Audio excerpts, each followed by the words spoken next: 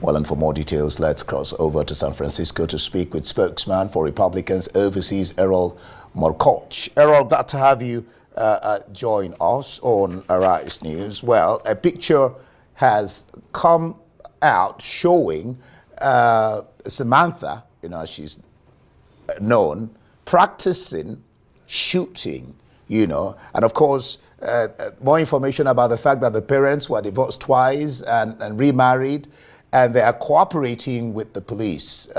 Tell us more. Well, it's an awful situation, a dark day for America. My fiance is an educator, and everybody, whether you're directly involved or tangentially involved, is impacted by this.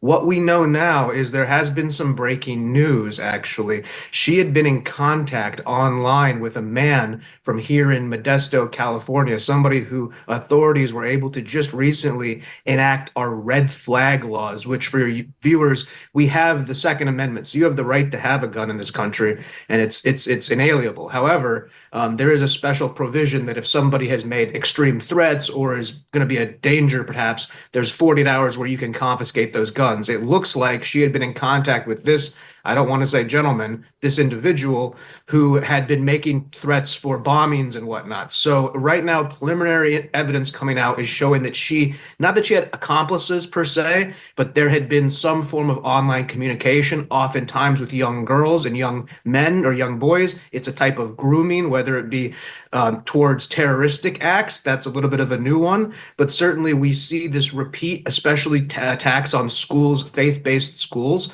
You had the transgendered female shooter was the last time we had a very publicly known female shooter. And right now, obviously, I'm not speculating whatsoever on this young lady's condition. Also, everything is protected there because these are minors. So getting information out is going to be very difficult. But right now, I think it's important to focus on the links that she had outside. And you brought up the parents, and I think that's very important. The tide has shifted in the United States. There was a shooter, his name was Ethan Crumbley, a real scumbag. And what he did was he got his parents to give him a gun. And now those parents have been arrested. And Americans are saying, look, we have this right to have weapons, but you do not have a right to keep them out and about and to let a child access them without supervision, right, and all of these things. So I think that's where we're going as a country. All right. The third shooting of the year 2024, the most in any single year in America. This is definitely a huge problem. My mother says it looks like wherever the kids go, wherever they are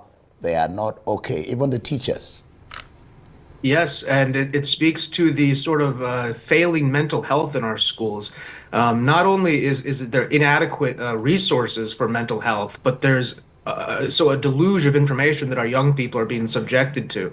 And well, it might be okay for the majority of people. It's obviously created a mental health crisis in the country. And one thing that's a tying factor with all of these events is not only the multiple cries for help that are ignored, whether it be by the parents or the school or the police, a combination of the community letting them down, but it also kind of speaks towards the drugs that these kids are being given for antidepressants. A lot of these children are being given SSRIs, and there's a lot of new information coming out about these types of antidepressants. And I'm not a doctor, I just play one on TV, but it's been reported and there is substantial evidence that these things are linked. So right now we have a cultural failing. When my mother graduated from high school in 1969, there was a shooting club at the school. You would take your rifle to school and shoot in the shooting club. So the country has gone completely different in the last 60 years. Yeah. The question of gun control, I mean, these issues keep cropping up, never seems to go away. Why is America not taking it, if you like, too seriously? Looks like the NRA has so much power over the Republicans and over the legislature.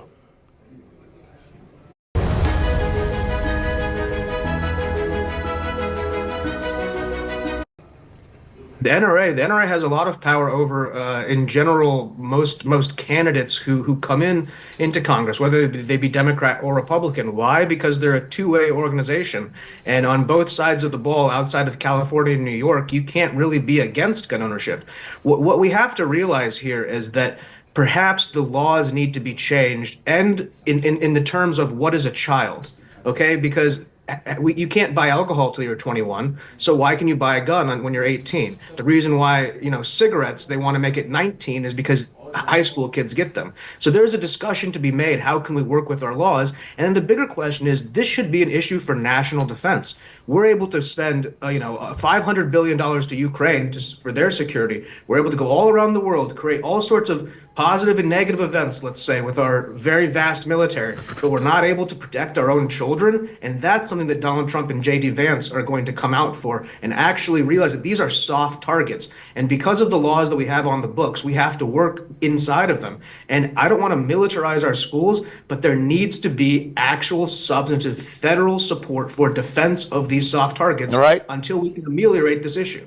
All right. You've actually raised the point I was going to raise, but because I have a short time, let me just drop this question before I let you go. Is this, Errol, becoming what you will call the new normal in America?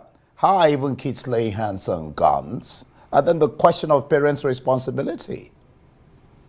Yes, it's become the new normal, and it's been the new normal for a while. Actually, since I graduated in 2009 was back when I was in high school. And even then, there was sort of the undercurrent there.